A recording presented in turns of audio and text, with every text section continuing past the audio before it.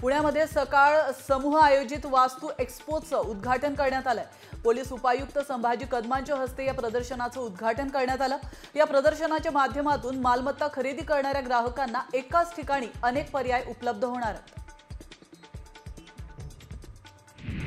पिंपरी चिंचवडच्या चिखली पोलीस स्टेशनमध्ये चौकशीसाठी बोलवण्यात आलेल्या एका संशयित आरोपीने आत्महत्या केल्याची धक्कादायक घटना घडली आहे। टॉयलेट क्लिनिंगचं लिक्विड पिऊन त्याने ही आत्महत्या केली आहे। मृत आरोपी शरद रूपचंद चितळकर पत्नीच्या हत्येचा संशय त्याच्यावर होता, तर पोलीस अधिक तपास करतात।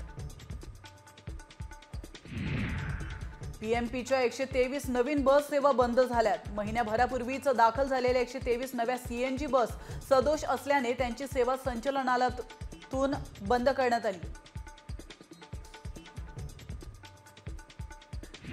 पुणे शहराच्या मध्यवर्ती भागातील भिडे पूल सोमवारपासून वाहतुकीसाठी बंद करण्यात येणार आहे। मेट्रोच्या कामासाठी पूल बंद असेल। सोमवारपासून तब्बल 1.5 महिना पूल बंद ठेवण्यात येईल।